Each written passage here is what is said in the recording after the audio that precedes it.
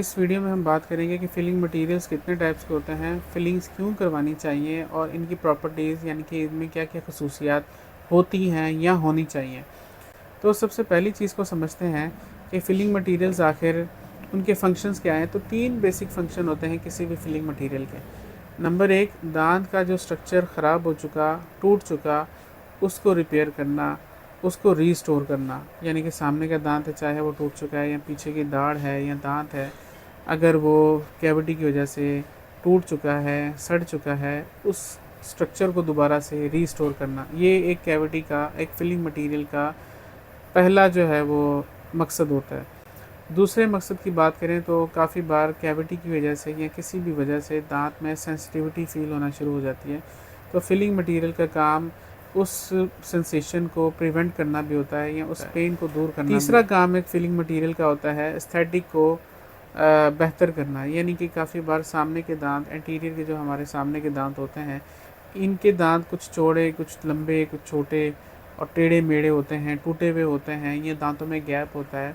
तो filling material से हम उनको भी संवार सकते हैं, उनको भी बेहतर कर सकते हैं। तो ये तीन बेसिक जो है वो मकसद होते हैं किसी भी फिलिंग मटेरियल के।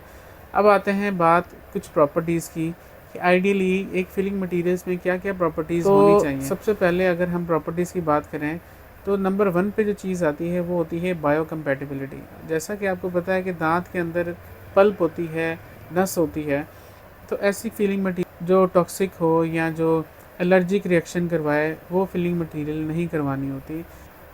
नंबर 2 पे आते हैं तो फिलिंग मटेरियल ड्यूरेबल हो, यानी कि उसकी स्ट्रेंथ अच्छी हो। जैसा कि आपको पता है कि हमारे पूरे जिस्म में सबसे जो ताकतवर स्ट्रक्चर है वो एक दांत है, और दांत आपको पता है कि हम मुख्तलिफ़ चीज़ें खाते हैं, वो सख्त भी होती हैं, काफ़ी बार तो हम कुछ सख्त चीज़ें मुंह से तोड़ने की कोशिश करते हैं। तो इसलिए कम से कम फिलिंग जो है वो ड्यूरेबल हो, उसकी स्ट्रेंथ अच्छी हो। ऐसा ना हो कि कुछ ही टाइम में जो है वो जो फोर्सेस है दांत की वो विथस्टैंड ना कर पाए, टूट जाए और निकल जाए। तो उसकी ड्यूरेबिलिटी होनी चाहिए। तीसरी चीज़ की हम बात करें तो एक फिलिंग मटेरियल जो है वो एस्थेटिकली अच्छा होना चाहिए, यानी कि उसका कलर, उसका टेक्सचर इतना अच्छा हो कि वो दांतों से मैच कर जाए। काफ़ी आपने मटेरियल्स देखे होंगे जो दांत के कलर से मैच ही नहीं करते और वो बुरे फील करवाते हैं या खूबसूरती में कम होते हैं वो। इसी तरह फिलिंग मटेरियल ऐसा हो जो एस्थेटिकली, कलर में, टेक्सचर में अच्छा हो। चौथी प्रॉपर्टी के ऊपर अगर हम आएँ तो एक फिलिंग मटेरियल जो है वो उसका बॉन्ड अच्छा हो, यानी कि दांत के साथ जो उसका चिपकने वाला जो एलिमेंट है वो अच्छा हो। मिसाल के तौर पे जैसे सामने की हम एंटीरियर जोन पे काम करें तो जब फिलिंग कर रहे हो, अगर उसकी बॉन्डिंग प्रॉपर्टी अच्छी नहीं होगी तो फिलिंग कभी भी नहीं रुकेगी और वो कुछ ही टाइम में निकल जाएगी। तो बॉन्डिंग प्रॉपर्टी एक फिलिंग की अच्छी होनी चाहिए। पांचवी प्रॉपर्टी जो एक फिलिंग में होनी चाहिए वो ये है कि उसका वर्किंग टाइम अच्छा हो, यानी कि जब डेंटिस्ट उस पर काम कर रहा हो उस फिलिंग पे, तो उस डेंटिस्ट को ये जल्दी ना हो कि यार जल्दी जल्दी मिक्स करके मैं दाढ़ में या दांत के ऊपर लगा दूं, ऐसा ना हो कुछ ही देर बाद खुश्क हो जाए और जो बनाया हुआ वो ज़ाया हो जाए। और कभी कभार कुछ फिलिंग मटेरियल्स ऐसे भी होते हैं जो सूखने में बहुत देर करते हैं, खुश्क होने में, ड्राई होने में, सेट होने में बहुत देर लगाते हैं। डेंटिस्ट बेचारा, पेशेंट भी इंतज़ार कर रहा होता है, डेंटिस्ट भी इंतज़ार कर रहा होता है कि कब जाके ये खुश्क हो, और 20-20, 30-30 मिनट भी लगा देती है फिलिंग्स खुश्क होने में। ऐसी फिलिंग भी ना हो जो टाइम वेस्ट करे। तो अब आजकल मार्केट में ऐसी फिलिंग्स आ गई हैं जो डेंटिस्ट के अपने हाथ में, डेंटिस्ट जितनी देर चाहे उससे वो दांत का अपना स्ट्रक्चर बनाता है खूबसूरत सा, और जब दिल करे वो एक लेज़र लाइट लगा के उसको सेट कर देता है, उसको हार्ड कर लेता है। तो आजकल ऐसे मटेरियल भी आ गए हैं, उनके बारे में हम इंशाल्लाह बाद में बात करेंगे। छठी प्रॉपर्टी एक फिलिंग मटेरियल की ये होनी चाहिए कि उसमें थर्मल इंसुलेटिंग इफ़ेक्ट हो, यानी कि जब आप ठंडा पानी, चाय, गर्म कुछ भी इस तरह की चीज़ खाएं तो आपके पल्प को पता ना चले। आइडियली जो हमारे दांत का स्ट्रक्चर होता है वो ऐसे ही काम करता है। आप अगर एक हेल्दी इंसान को देखें, वो बर्फ़ खा रहा हो, चीज़ आइसक्रीम खा रहा हो, तो उसके दांतों की सेंसिटिविटी फील नहीं होती। इसी तरह अगर वो चाय या मीठा कुछ खा रहा हो तो उसके दांत जो है वो एज ए थर्मल इंसुलेटर काम करते हैं। पल्प को वो एक्सटर्नल जो एटमॉस्फेयर है उससे बचाते हैं। तो एक फिलिंग का भी यही काम होना चाहिए, जब वो एक फिलिंग की जाए तो वो एज ए थर्मल इंसुलेटर ही काम करे, वो एज ए कंडक्टर काम ना करे। यानी कि अगर आप ठंडा या कोई इस तरह की चीज़ खा रहे हो तो पल्प जो है उस तक वो ना पहुंचने देते हैं। लास्ट प्रॉपर्टी जो सबसे इम्पोर्टेंट है वो उसमें श्रिंकेज कम से कम हो। श्रिंकेज से मुराद ये है कि आपने देखा होगा हमारे घर के जो दरवाजे होते हैं अक्सर सर्दी के सीज़न में तो सही काम कर रहे होते हैं, जैसे गर्मी का सीज़न शुरू होता है तो वो दरवाजे फंसने लग जाते हैं।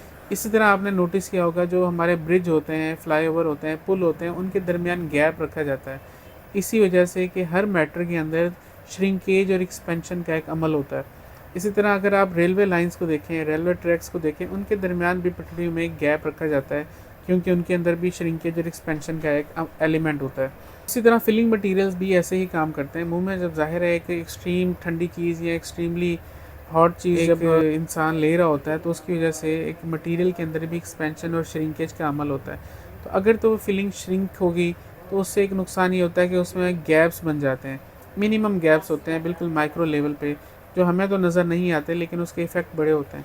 उससे क्या होता है, बैक्टीरिया दोबारा से इन्वेड करता है अंदर और फिर सेकेंडरी केरीज यानी कि दोबारा से कीड़ा लगना भी शुरू हो जाता है। अक्सर आपने देखा होगा कि दांतों में फिलिंग हुई होती है फिर भी उसमें कीड़ा लगना शुरू हो चुका होता है, तो उसकी भी ये वजह होती है। नंबर 2, गैप होने की वजह से सेंसिटिविटी भी होती है। दांत की फिलिंग होने के बावजूद भी सेंसिटिविटी हो रही होती है, क्योंकि उस गैप के ज़रिए पानी वगैरह हर चीज़ अंदर पेनिट्रेट कर रही होती है। तो श्रिंकेज भी ना हो, एक्सपेंशन भी बहुत ज़्यादा ना हो। एक्सपेंशन अगर होगी तो दांत जो है वो फ्रैक्चर कर जाएगा, टूट जाएगा। तो ये दोनों चीज़ें एक फिलिंग मटेरियल में नहीं होनी चाहिए। अच्छा, जो लास्ट चीज़ है, जो 8th पॉइंट है फिलिंग मटेरियल की आइडियल प्रॉपर्टीज़ होने का, वो ये है कि एक फिलिंग मटेरियल नॉन कोरोसिव हो। मतलब ये है कि हम एक इंसान जो है वो पूरी अपनी लाइफ टाइम में मुख्तलिफ़ किस्म की चीज़ें खाता है, वो एसिडिक फूड्स भी होती हैं, जंक फूड्स भी होते हैं, तो वो दांत के स्ट्रक्चर को ज़ाहिर है वो स्टेन भी आता है और ख़राब भी करते हैं। एंटी कोरोसिव प्रॉपर्टीज़ नहीं होंगी तो वो जल्दी डिग्रेड हो जाएंगी और वो जल्दी ख़राब होकर निकल जाएंगे। तो ये 9 प्रॉपर्टीज़ जो हमने बात की आइडियली एक फिलिंग मटेरियल में होनी चाहिए। आइडियल प्रॉपर्टीज़ इसीलिए रखी गई हैं कि साइंटिस्ट जब इसके ऊपर काम करें तो वो इन प्रॉपर्टीज़ को देखकर एक मटेरियल बनाएं। तो अब ये जहन में रखें कि जितनी भी हमने प्रॉपर्टीज़ की बात की है, एक कोई भी ऐसी फिलिंग अभी तक ईजाद नहीं हुई जिसके अंदर ये सारी प्रॉपर्टीज़ हों। अलबत्ता कोशिश यही की जाती है, जितनी भी मॉडर्न साइंस है, ये जिस तरह इंसान तरक्की कर रहा है, कि वो यही कोशिश कर रहा है कि हम इस तरह की चीज़ ईजाद करें जिसमें ये सारी प्रॉपर्टीज़ हों, कि हम आने वाले वक्तों में देखें मटीरियल्स। तो फ़िल वक्त के लिए इतना ही। नेक्स्ट वीडियो में हम बात करेंगे कि मटीरियल्स होते कितने टाइप्स के हैं जो नॉर्मली डेंटिस्ट यूज़ करते हैं, और क्या वो मटेरियल्स इन चीज़ों पे पूरा उतरते हैं या नहीं। तो इंशाल्लाह नेक्स्ट वीडियो में हम तो अगर आपको ये वीडियो इन्फॉर्मेटिव लगी, आपको इस वीडियो में कोई बात सीखने को मिली, तो इस वीडियो को दूसरों के साथ शेयर करें, हौसला अफजाई करें। वीडियो देखने के लिए बहुत बहुत शुक्रिया।